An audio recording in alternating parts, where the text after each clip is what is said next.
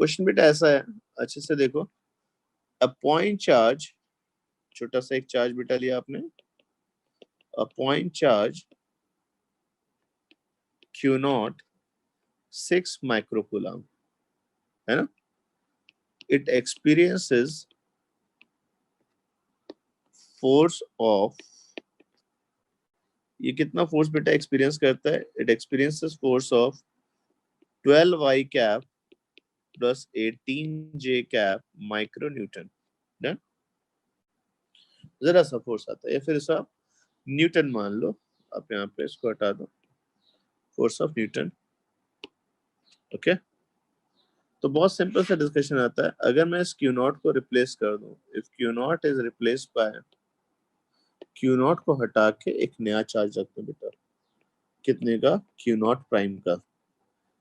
तो नया चार्ज बेटा अगर मैं -4 माइक्रो कूलम का रखता हूँ, तो क्वेश्चन पूछा गया था find force on new charge Q naught prime. Clear? तो बताइए बेटा कैसे सॉल्व करेंगे। मैं आपको 1 मिनट दे रहा हूँ, तो उसके बाद मैं आपको एक चैट में डिस्कशन ले भी लूंगा कि कैसे इलेक्ट्रिक फील्ड निकालते हैं, क्या है। जल्दी से बताइए आंसर क्या होगा। Q naught 6 microcoulomb experiences force of 12 y cap plus 18 j cap. Now, if Q naught is replaced by a new charge Q naught prime, that is negative charge, and what would be the new force experienced by Q naught prime? Okay? तो बच्चे इसका solution अगर मैं देखूं यहाँ पर, मुझे एक बात बताना बेटा, दोनों ही फॉर्मूले बड़े अच्छे हैं। तो दो कौन से लिखवा दिए आपने? तो एक ही लिखवाया। एक होता है बेटा अगर मेरे को फोर्स पता हो तो मैं इलेक्ट्रिक फील्ड निकाल सकता हूँ। जितना बेटा ये यूजफुल फॉर्मूला है, सिमिलर बेटा at the same level, same capacity का फॉर्मूला और है आपके पास, F equal to q naught e. So ये क्या होता है? ये बड़ी सिंपल सी बात कहता है। देखो ये कहता है कि अगर तुम्हारे पास इलेक्ट्रिक फील्ड एक जगह पहले से ही प्रेजेंट है, ऑलरेडी आपके पास इलेक्ट्रिक फील्ड है, तो वहां पे क्यू नॉट कितना फोर्स एक्सपीरियंस करेगा आप बता सकते हो। The force experience by point charge is always, the force experience by point charge is always Q not into electric field of source charge जो पहले से ही लोग थे, और जो नया चार्ज आया बेटा जिसको आप टेस्ट चार्ज बोलते हैं, टेस्ट चार्ज कितना फोर्स फील करेगा, वो सोर्स की फोर्स फील करेगा, फील्ड से निकाल सकते हैं। दोनों फॉर्मूले बेटा काम के। तो देखो पहले क्या करना पड़ेगा, क्यू नॉट जहां बैठा था उस जगह अगर फोर्स लग रहा है तो फील्ड तो थी। तो अगर मैं पहली बात पूछूं कि सर उस जगह बताइए फील्ड कितनी थी, तो you will say field at that point would be F by Q naught, and value will be 12 y cap plus 18 j cap divided by 6। बेटा यहाँ पे माइक्रो था, तो माइक्रो का ऊपर जाके 10⁶ न्यूटन पर कूलम फील्ड आ गई। नो डाउट बहुत स्ट्रॉन्ग फील्ड आई है, पर ठीक है छोड़ दो अभी ऐसे। तो ये वैल्यू बेटा कितनी आ जाएगी? 2i cap plus 3j cap. और ये इलेक्ट्रिक फील्ड किसकी प्रॉपर्टी बेटा? इसमें क्या क्यू नॉट का कोई रोल नहीं ना ना। क्यू नॉट अगर आप हटा भी दोगे तो जो बच जाएगा फील्ड होगा। अब उस जगह जाके तुम अगर नया चार्ज लाके रखोगे, नया चार्ज, तो उस पे जो फोर्स आएगा F prime is equal to क्या हो जाएगा? Q naught prime into E. Q naught बेटा कितना है बेटा यहाँ पे? तो आप बोल दोगे 6 micro coulomb into i cap plus 3j cap into 10⁶ था ना बच्चे यहाँ पर। तो ये 10⁶ माइक्रो को कहा जाएगा, तो फोर्स न्यूटन पर कूलम के हिसाब से आपके पास कितना आ जाए? ओ सॉरी, ये चार्ज बेटा -4 माइक्रो कूलम था, तो यहाँ पे इसको ठीक से लिखना। ये कितना हो जाएगा? -4 micro coulomb, micro 10⁶ cancel, and answer will be like -8i -12j cap. ठीक है। तो एक और बहुत बढ़िया सी चीज आई बेटा, अगर मैं पूछूं कि ऑलरेडी अगर कहीं पे इलेक्ट्रिक फील्ड पहले से प्रेजेंट है तो पहले से मान लेंगे ना, उस इलेक्ट्रिक फील्ड में अगर मैं एक पॉजिटिव चार्ज प्लेस करूं, तो positive charge will be always pushed in the direction of electric field. और अगर मैं इसी जगह नेगेटिव चार्ज रखूंगा तो F equal to minus q naught e से ये चार्जेस आपके अगर इलेक्ट्रिक फील्ड जिधर है उसके उल्टा चलेगा। तो यहाँ पे क्यू नॉट ई किधर आएगा? लेफ्ट पे। पॉजिटिव के लिए फोर्स इलेक्ट्रिक फील्ड के पैरेलल होगा, और नेगेटिव के लिए इलेक्ट्रोस्टैटिक फोर्स आपके इलेक्ट्रिक फील्ड के एंटी पैरेलल होगा। नेक्स्ट डायरेक्शन बेटा हमें इलेक्ट्रिक फील्ड किसके निकालनी बेटा? भाई सबसे छोटी यूनिट क्या है हमारे सिस्टम की? Point charge. तो हमें इलेक्ट्रिक फील्ड बेटा फाइंड करने किसके? Due two point charge. तो पहले तो बच्चे आप एक पॉइंट चार्ज लाके रख दीजिए यहाँ पे। ये प्लस चार्ज क्यों आ गया बेटा आपके पास? ठीक। अब सबको पता है बेटा इसकी सराउंडिंग में कुछ ना कुछ फील्ड है, पर वो हमें फील्ड बेटा पता नहीं है, और हमें ये भी नहीं पता है कि फील्ड कहाँ तक है। पर ये सबको अंदाजा है, एक फीलिंग है कि सर यहाँ पे एक फील्ड है। अब अगर बच्चे में यहाँ पे कुछ फील्ड मान लो, मान लेते बेटा ये मेरी बाउंड्री आ गई।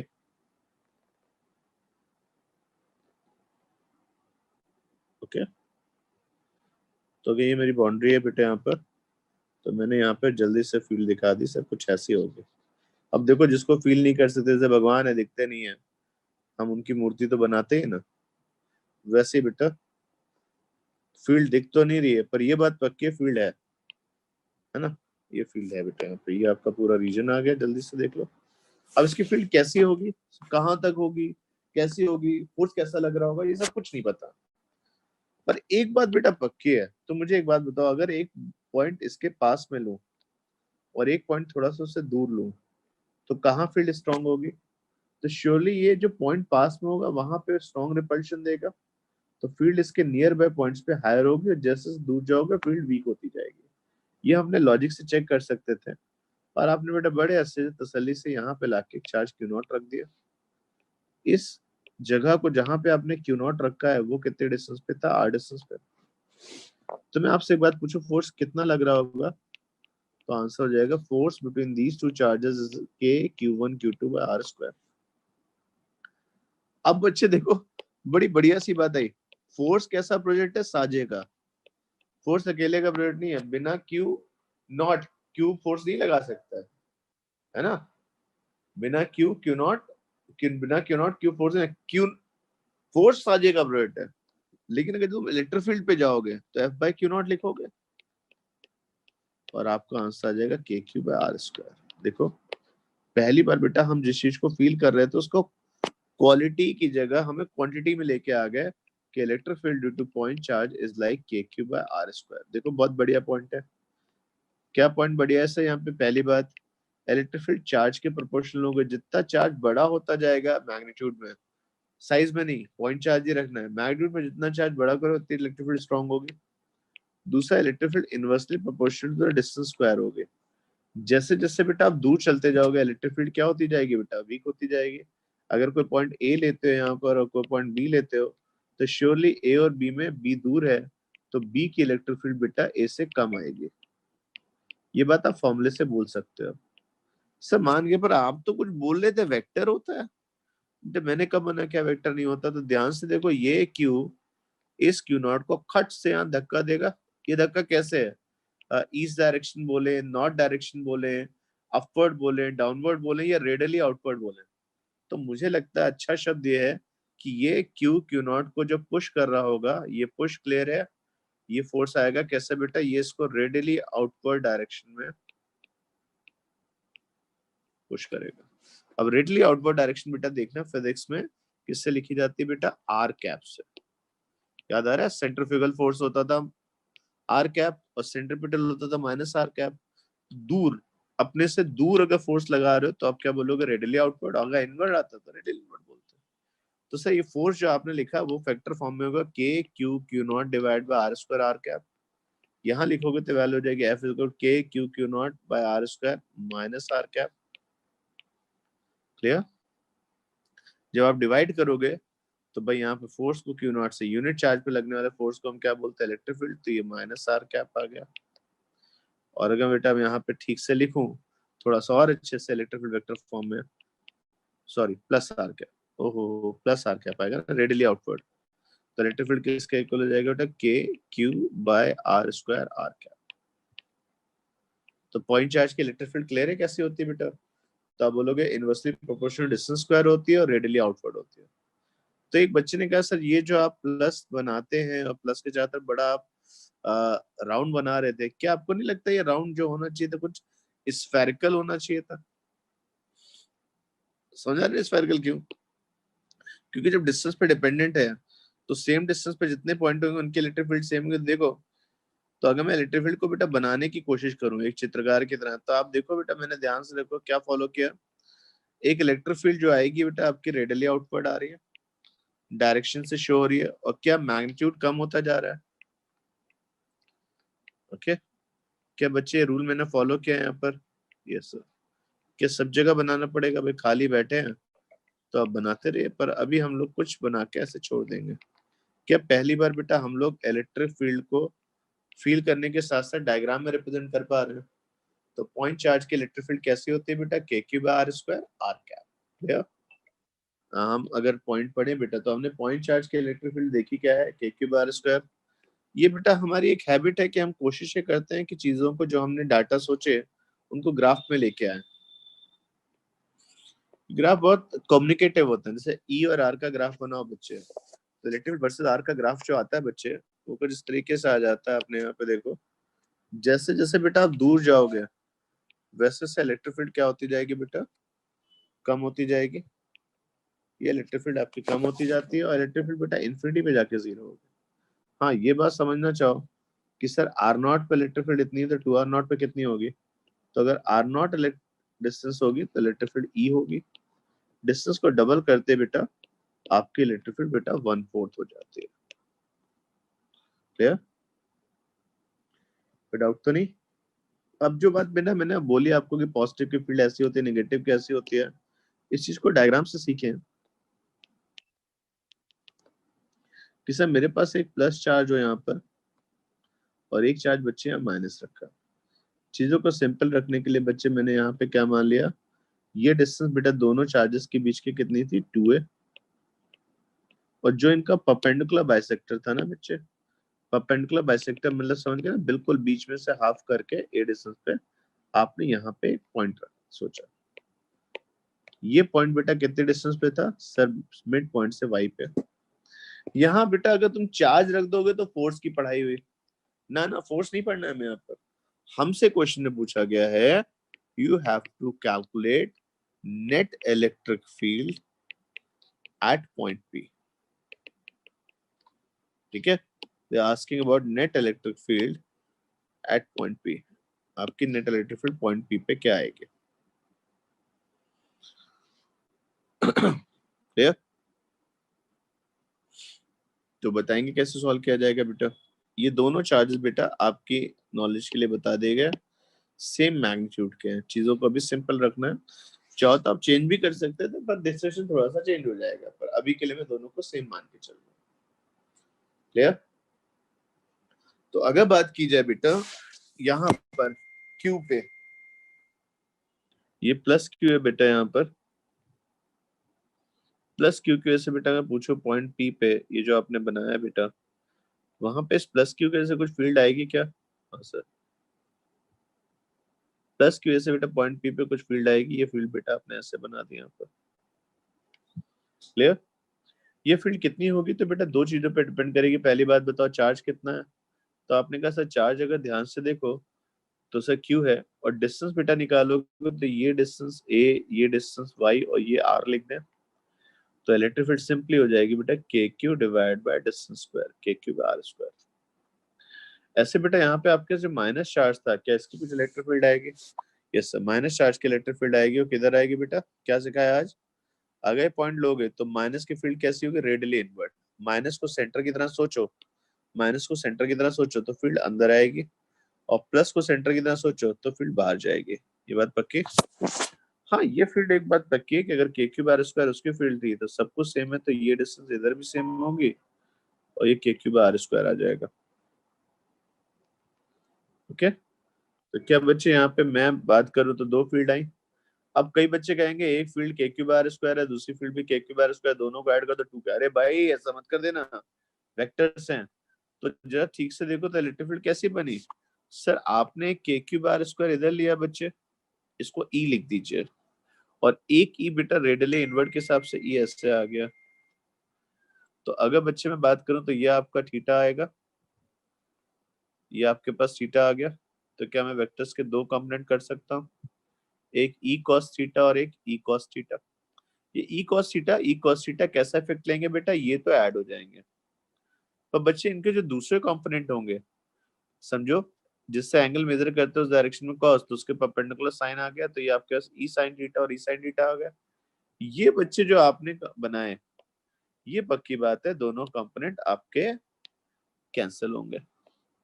तो अब पूछो बेटा नेट फील्ड कितनी हो जाएगी, तो सिंपल नेट फील्ड क्या होगी बच्चों, बोलो ई कॉस थीटा और ई कॉस थीटा का एडिशन करोगे तो 2 ई कॉस थीटा आ गया। तो net electric field at point P is 2 E cos theta 2। अब बच्चे बताओ ई कितना होगा, तो के क्यूब आर स्क्वायर। बहुत बढ़िया।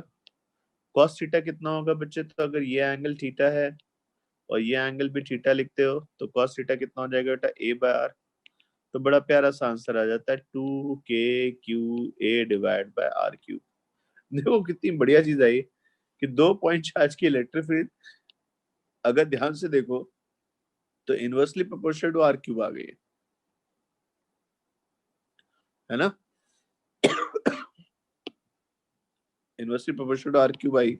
जैसे जैसे दूर जाओगे वैसे से आपका डिस्टेंस के हिसाब से इलेक्ट्रिक फील्ड कम होगी, लेकिन आर क्यूब का रिलेशन आ गया आपको। वजह से नेट इलेक्ट्रिक फील्ड जो आपने निकाली, इसमें आर क्या होगा, तो आप बच्चे अच्छे से लिख दो, नेट इलेक्ट्रिक फील्ड में ई लिखो, तो 2 k q a, और आर कितना हो जाएगा बेटा, ए स्क्वायर प्लस वाई स्क्वायर का अंडर रूट और उसका क्यूब नीचे आ रहा था। ये आपका आंसर हुआ। तो इस क्वेश्चन में बेटा हमने दो डिस्कशन कवर किए। पहली बात तो प्लस की फील्ड कैसी होगी, अब देखो डायग्राम में, इसकी रेडियली आउटवर्ड और माइनस की रेडियली इनवर्ड।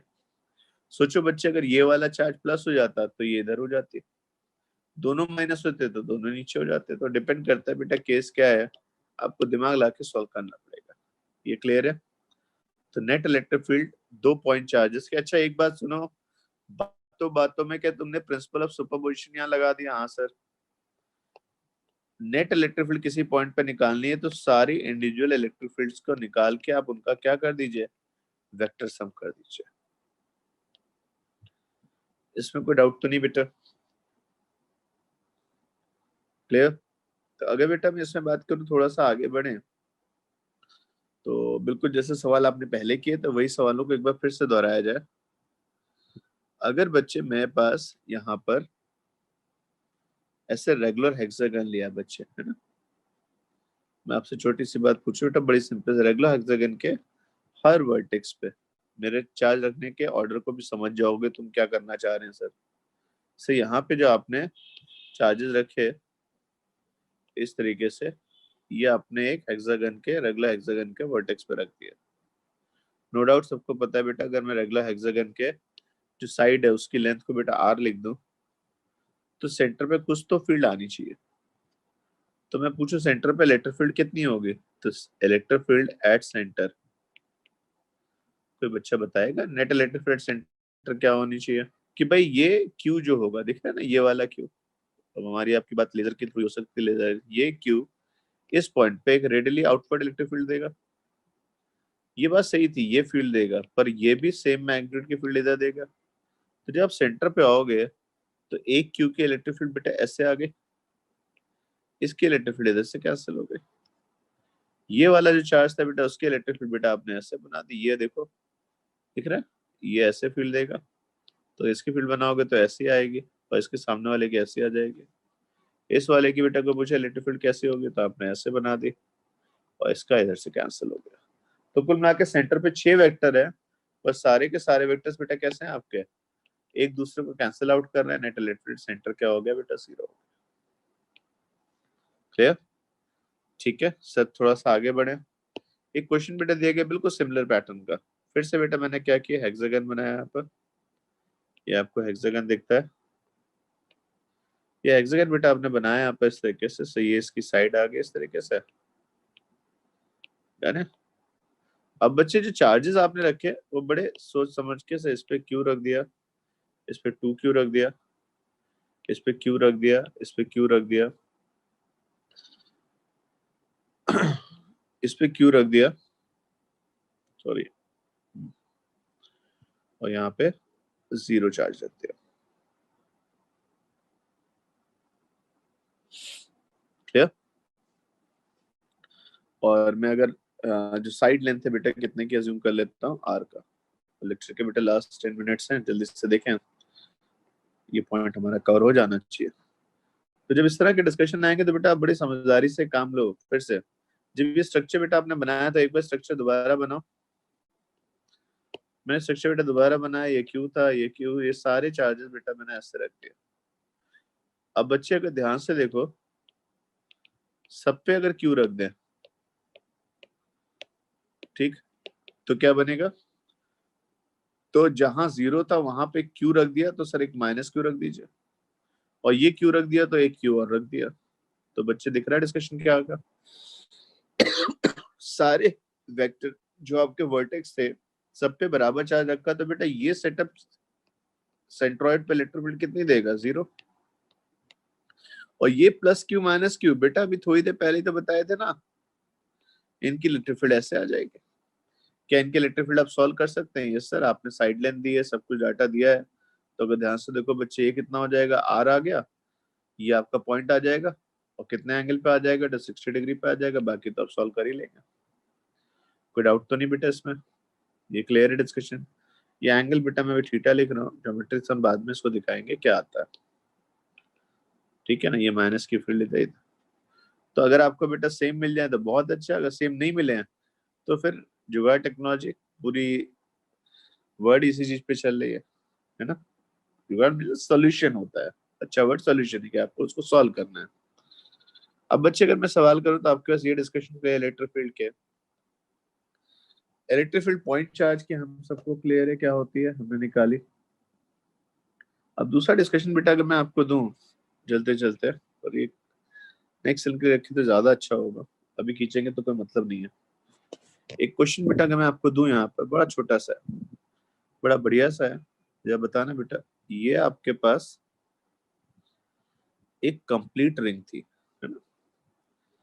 कंप्लीट रिंग के रेडियस आपने आर मान ली, इस पे चार्ज बच्चे पूरा यूनिफॉर्मली डिस्ट्रीब्यूटेड था। क्लियर? चार्ज कितना था बच्चे आपको बता देंगे सर, चार्ज कितना था? क्यू। फिर एक दिन क्या हुआ, सडनली इसमें से एक छोटा सा एलिमेंट यहां से गायब हो गया। अरे ये तो पूरे गायब हो गए भाई।